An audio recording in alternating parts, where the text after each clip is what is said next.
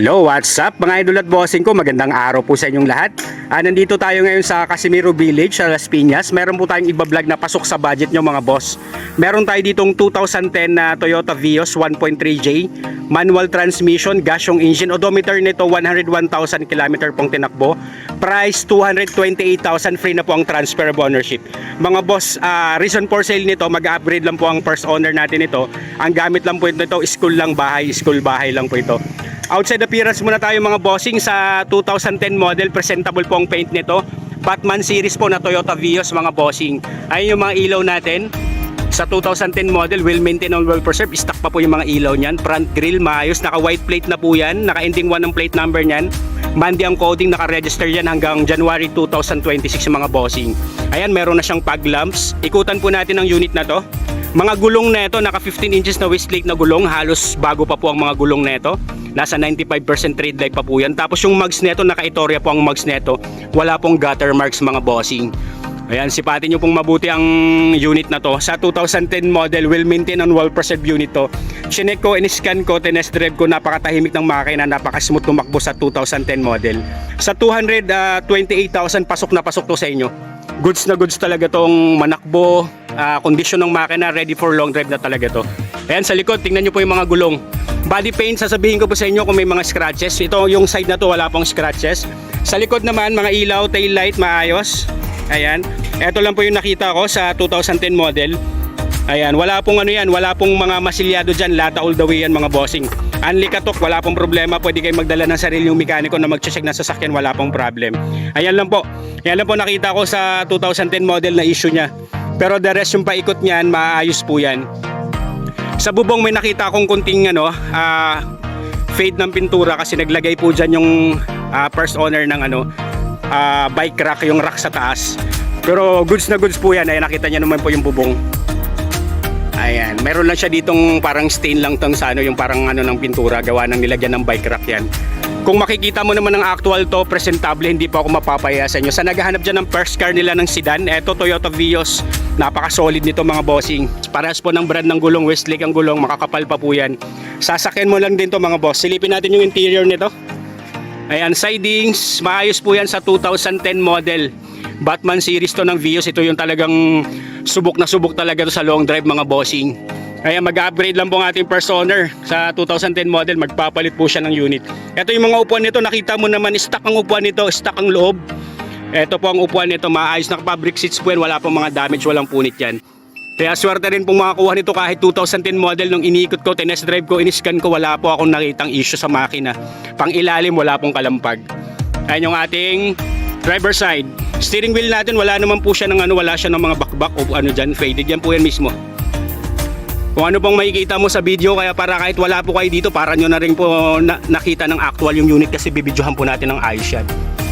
Start po natin. Mayroon po itong dalawang susi na kasama mga boss. May dalawang susi po na kasama to. Ayan, wala namang sa mga ganitong basic po na model ni Toyota Vios, wala naman siyang mga sa loob ng mga features na kung ano-ano. Ang maganda dito, ito low maintenance lang talaga to. Ayan, one click, one start mga boss. Ayan, aircon natin. Ayan, working po ang aircon natin. Tapos meron na siyang tachometer dito. Yung tawag dito, tachometer na reading dito. Nakikita nyo na po dyan sa tachometer. Andyan na po ang RPM, coolant, nakalagay. Throttle, nakalagay. Speed, nakalagay po. Gumagana po yan. Ayan, pag tinuthrottle ko po. Ayan, pag nire-rev ko po. Ayan. Actual mileage na tampered 100 to 1,408 to be exact mga bossing. Ito yung Batman series na Toyota Vios po mga boss. Gumagana po lahat ng ilaw. Working po lahat mga ang lang nito, bintana po, manual lang po pag mga itong mga basic model. Pero napakadaling i-maintain nito mga boss. Naka power lang to, yung mga pinto nyo naka lang, ayan. All power ang mga pintuan nito sa loob. Ayan, dashboard maayos mga bossing sa 228,000. Meron na siyang dash camera nakalagay po diyan. Ayan, nakalagay po diyan na dash camera. 228,000. Pasok na pasok to sa inyo mga bossing. Pasok sa budget to. Talagang hindi ko iba-vlog yung mga gitong unit kung hindi po quality, gawa ng kahit 2010 model to. Masasabi ko namang goods na goods po ito.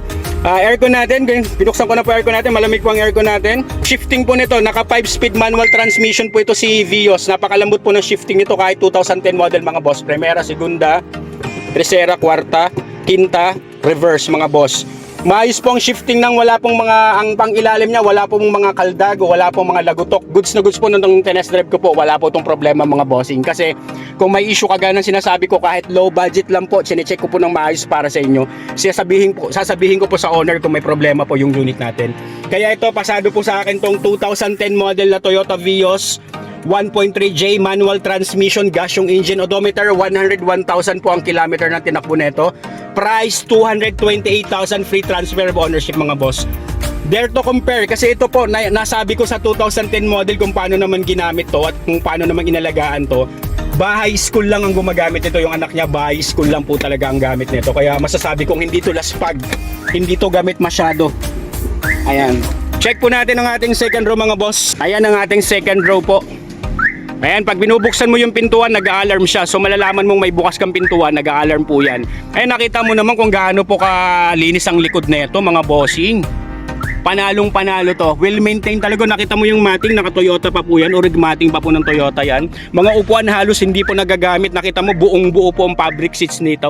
Quality po itong unit. Hindi po tayo magbablog ng ganitong edad kung lasog-lasog na po. Ito, kaya ko po ito binablog sa mga naghahanap ng mga kababayan ko dyan na pasok sa budget po. Na manual transmission, pwede ito pang everyday use. Low maintenance po, kaya itong maganda dito. Ito sa kabilang side mga boss, ganun din. Siding, ceiling. Ayun po, nakita nyo naman po kung paano talaga na-preserve to. Well maintained and well preserved unit. 100% not flooded unit po ito. Paikot. Inikot ko na po yan, wala pong bangga. Goods na goods po itong unit. Naka rain gutter na rin po yan mga bossing. Naka dual SRS airbag, naka power steering na rin po yan mga bossing. Naka stock stereo pa po yan. Dashboard maayos sa 228,000, wala pong problema. You can bring your trusted mechanic para makita nyo po ng actual to. Check po natin engine bay. Check nyo po engine bay nito under the hood. No talsik, no usok, no blow by po ito. Wala po itong oil leakage at wala po itong overheat history. Ito pong Toyota Vios powered by a 1.3 liter VVTi gasoline engine that produces 98 horsepower at 123 Nm of torque. Ready for long drive na to mga bossing. Mayroon din tayo ditong 2012 na Honda Jazz 1.3i VTEC. Gasoline engine po ito, automatic transmission. Odometer nito 81,000 km po ang tinakbo. Price po nito 358,000, free na po ang transfer of ownership. Eto mga boss, sa mga naghahanap dyan ng pasok sa budget, eto kagwapo nito. Sa mga naghahanap dyan ng hatchback, quality unit to. Sipatin muna natin, ikutan muna natin yung unit mga bossing. Naka-original shiny paint pa po yan. All lata all the way, wala pong mga galos yan mga bossing.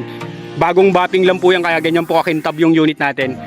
Ayan, ikutan po natin mga gulong nito sa harap. Eto, naka 15 inches po ng mags yan, wala pong gutter marks. Mga gulong sa harap, 85%. Ito naman sa likod, 80% trade light pa po ang mga gulong natin. So wala na rin kayo ibang gagawin dito, sasakyan nyo na lang po ito. Ayan, naka-ending 8 po ang plate number, naka-register to hanggang August 2025 mga bossing. Ayan, Honda Jazz natin, kagwapo nito. Tail light, buong buo yan. Wala pong mga basag, wala pong crack yan, wala pong paninilaw, buong buo. Yung nasa harapan po, papabapping ko pa po yan para po makita natin kung gaano siya kalinaw. Sa kabilang side na to, sasabihin po natin pag may mga scratches, wala po ito, makinis po itong unit natin. Sa mga naghahanap natin dyan, sa mga naghahanap ng first car, hatchback po ito, pambabae, pwede po ito. Madaling i-parking po ito. Ayun yung ilaw po, ang nakita ko lang po dito na ito, yung ilaw, papabapping natin, puputi pa po yan. Tapos yung ating windshield po natin, yung sa, eto nakita nyo po yung pangaputi. Meron po lang dyan mga tama po yung niya, yung sa tint niya, pero sinabihan ko po yung owner na ililibre niya na po yan. Papalitan po natin ng bagong tint yan para pag napunta sa inyo talagang presentable po ito. Sipatin po natin yung interior nitong unit. All power na po itong unit natin. Ito ang ating siding sa ating driver side. Ayan, maayos po yan mga boss. Sa 2012 model, well maintained and well preserved talaga ito. Masasabi kong quality din ang unit na to sa 2012 model, kung paano rin po ito inalagaan ng first owner. Ayan. Naka na to, ang kagandahan nito, naka leather seat cover na po, kagwapo ng leather seat cover nito mga boss. Pati sa likod, wala pong punit, wala pong crack dyan yung leather seat cover natin. Dashboard maayos, kahit po hindi nyo mapuntahan sa mga kababayan natin nanonood dyan, mga kababayan nating OFW, sa mga naghahanap dyan ng Honda Jazz, quality po ang unit na to. Ceiling, malinis, mga upuan, mating natin. Ayan po ang ilalim na mating, 100% not flooded unit po ito. Lahat po ng binablog natin, makakasigurado naman po kayong wala pong bangga at not flooded unit po ito. Gagawa po nito, 358,000, free transfer of ownership mga boss. Nakita nyo naman yung mga upuan dito. Malinis to mga boss. Tingnan naman natin yung cargo bay nito. Ayan yung cargo bay nito, kung paano rin naman po talagang nakita nyo naman ang cargo bay mga bossing. Ayan, sulit na sulit po ito. Panalo rin po ito sa 2012 model na Honda Jazz. Tsaka talagang mga subok na talaga to when it comes to quality ng mga takbuhan, long drive, pwede ito. Bago pa po ang reserbang gulong, may mga tools, saka Bridgestone po ang gulong na ito. Na reserbang gulong. Kompleto ng tools na dyan, may jack, tsaka mga tools. Ayan, galing sa likod, papunta sa harap. Ayan po yung tsura natin, ceiling. Ayan. Ayan po yung ating second row mula dito. And wala pong mga banggayan, paikot. Goods na goods po itong unit natin. 2012 model to, pero pag nakita mo ng actual naman to, talagang masasabi kong magugustuhan nyo po ito. Pangilalim, goods pong mga pangilalim dyan habang tinetest drive natin. Syempre pag may mga concern tayo, sasabihin naman po natin sa owner. Lahat po ng mga napapansin ko na chinecheck sa mga nagtitiwala po sa akin sa vlog ko, lahat po na may mga nakikita ako, napapansin ako na hindi naman po maganda sa unit, talagang kino-concern. Kahit yung mga tint, sinasabi ko yan lahat sa owner para pag napunta sa inyo, presentable talaga. Lahat po ng mga salamin yan, windshield, stock pa po ng Honda yan, wala pa pong pinalitan dyan. Yan lang yung nakita ko, yung tint sa harap, yun po yung ipapabago natin. Tint sa harap po ang aking napansin dyan, papapalitan po natin para pag napunta sa inyo, goods na goods, sasakyan mo na lang. You can bring your trusted mechanic naman po, wala pong problema. Pwede nyo pong puntahan to dito sa Casimiro Village, assist ko po kayo. Ayan, lahat po nakalutang. Ayan mga boss, actual mileage po 81,100 po yan. Start po natin. Ayan, nakita mo naman kung gaano kaswabe po ang andar ng makina. One click, one start. Buksan po natin ang aircon. Ayan, makikita mo naman talaga gumagana po ang aircon, malamig po ang aircon nito. Mga ilaw, gumagana po, hazard, tail light, chinek ko na po lahat yan. Mga bintana, all power po yan, gumagana po lahat. Naka 5-speed automatic transmission po itong unit natin. Check po natin yung shifting, reverse. Ayan, wala po siyang kaldag, wala pong wala po siyang drag. Goods na goods po ang shifting nito. Yun po yung una-una nating chine-check. Syempre, check natin yung engine, pang ilalim, transmission, kung nabaha o may bangga. Yun po yung una-una nating chine-check. Bago po nating i-scan, bago po nating i-test drive, lahat po natin chine-check muna natin yan mga bossing. Ayan. Goods na goods to sa 2012 model mga bossing. Ano pang inaantay nyo sa mga naghahanap dyan ng Honda Jazz? All stock lang po dito yung harap natin, yung dashboard, yung stereo natin, stock po ng Honda Jazz yan. Eto lang pong binago, naka leather seat cover lang po, tsaka tong dinagdag na steering wheel cover po mga boss. Ayan, swabe-swabe to. Dito naman meron po dalawang lagayan ng cup holder, may power outlet tayo na 12 volts dito, may USB connector dito, meron mga boss. Ayan. May manual and booklet po, andito pa po, manual and booklet po. Pero isa lang po ang susi na kasama nito. Pero pwede naman tayo magpa-duplicate mga boss. Lahat po ng makikita natin concern, sasabihin po natin para wala tayong maging problem. Makita nyo naman kung gaano naman po kaganda ang unit. Sa 2012 model, 358,000, pasok na pasok sa budget to mga bossing. Ayan, sa mga kagaya ng sinasabi ko, pwede to pang everyday use po na sasakyan. Sa mga naghahanap po lang po ng first car nila, pwede to. Sa mga kumari at kumpare natin dyan, ng mga naghahanap po ng first car nila, eto pwede to, madaling i-parking. Matipid po sa gas, gawa ng 1.3 liter lang po ang ano nito, iVTEC gasoline engine po. Check nyo po engine bay nito under the hood. Naka 1.3 liter iVTEC gasoline engine that produces 99 horsepower at 128 Nm of torque. Smooth and quiet engine. Wala po siyang oil leakage. Okay po yung ano natin, tinest drive ko na kasi. Hindi ko na po bubuksan kasi may pressure na, pero wala pong bula-bula yan kanina. Wala pong mga 100%. Wala po itong overtaste history mga bossing. Engine nito ipapalinis natin, pero makikita nyo naman wala pong mga tagas-tagas po ng langis dyan mga bossing. Ayan, quality to. Quality yung unit at napaka-smooth and quiet engine po nito. Goods na goods to. Sa dalawang unit po, pwede nyo pong pagpilian kung gusto nyo pong manual or matic. Pasok na pasok po ito. Goods na goods naman po lahat, paikot, wala akong masabi. Pasado po sa atin mga bossing. Alright, sa mga naghahanap dyan ng pasok sa budget, panoorin nyo lang po itong vlog ko. Pero kung gusto nyo pong magkaroon kayo ng peace of mind, pwede nyo pong puntahan dito, magsama kayo ng mekaniko, wala pong problema. Wala po tayong itatago sa unit. Unli check, unli test drive. Wala pong problema mga boss. Anytime, comment lang kayo dyan sa video at i-assist ko po kayo. Tsaka ito po pala, sa cargo bay natin, pwede nyo pong tupiin to. Ayan mga boss, nakita nyo. Yan po ang kagandahan sa hatchback. Kung gusto nyo pong marami kayong bagahe na ilalagay, marami kayong ikakarga, marami kayong may load dyan. Ayan, nakita nyo naman buong buo. Kaya pwede kayong magkarga ng mga malalaki dyan kung talagang kailangan nyo maglagay ng mga bagahe dyan na malalaki. Kasyang-kasya kasi natutupi po ang second row niyan. Yan rin po yung isa sa maganda dito sa hatchback natin na Honda Jazz. Alright mga bossing, ayan, pinahabol ko lang para makita nyo po lahat ng mga features na kung ano man ang mayroon sa loob, pinakita ko lang din sa inyo to.